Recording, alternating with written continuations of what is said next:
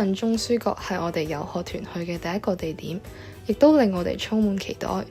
我亦都相信中書閣對大家嚟講都唔係一個陌生嘅地方。中書閣一直都被評為全球最美麗嘅書店之一，最標誌性嘅建築就係佢嘅螺旋形書架呢個設計理念。呢個螺旋形嘅設計涉及到數學同埋物理嘅計算，係一個需要複雜計算嘅設計，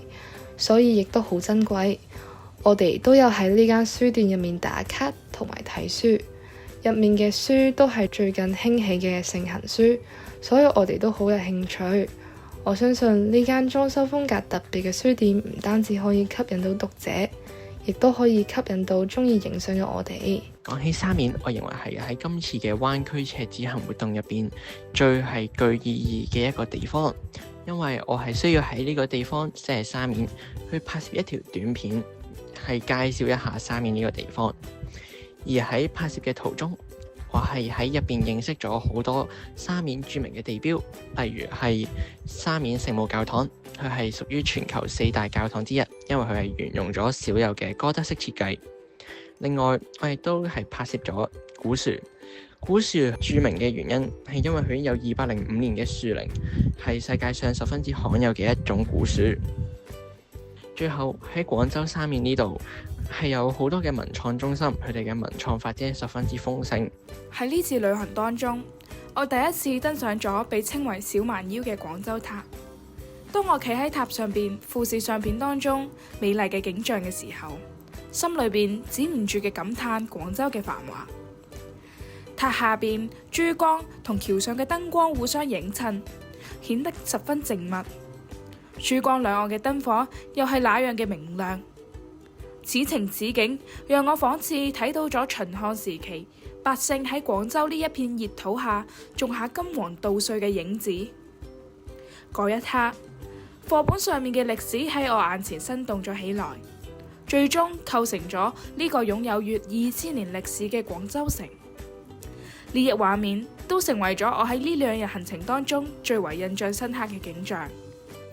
喺第2日嘅第一個行程，我哋參觀咗南越王墓博物館。博物館中展示咗第2代南越王趙妹嘅歷史和文化遺產。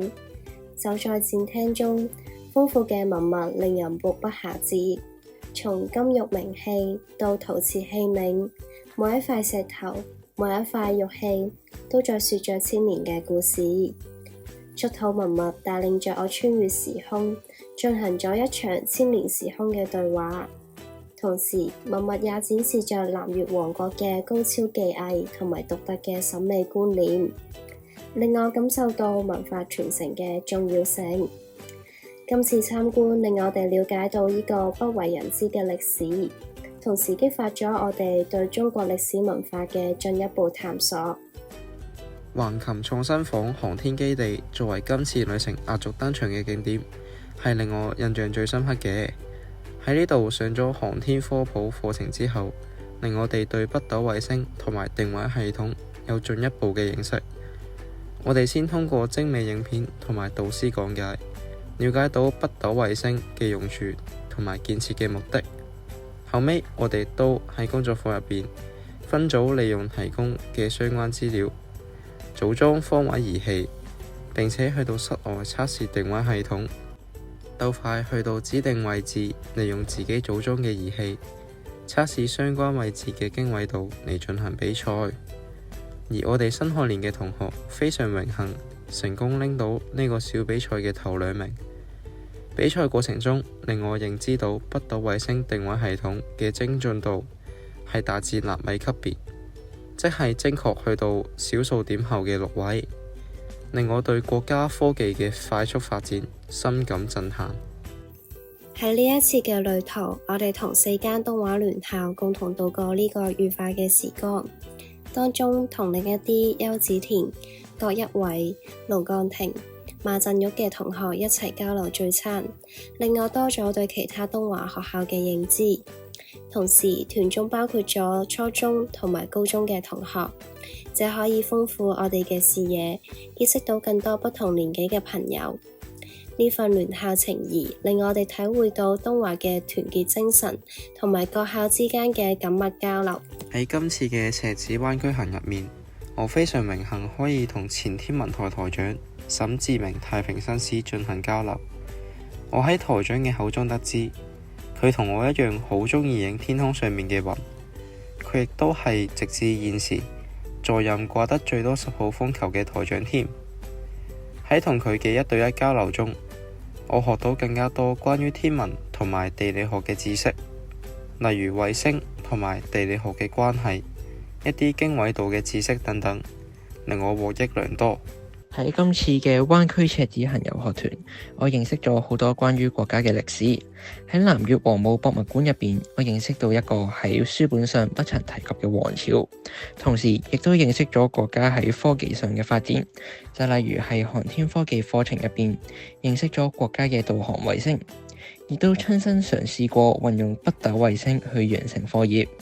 透過今次嘅遊學團，令我對廣州嘅認識更加深厚。經過咗呢2日嘅遊學旅行，我親眼睇到咗深圳、廣州、珠海呢3座創新同傳統文化並容嘅城市，究竟係點樣喺中國呢片紅色大地上邊不斷嘅突破、迅速嘅發展。國家喺開放中堅守根基，喺創新中保有傳承，令我領略到泱泱中華嘅醇厚文化。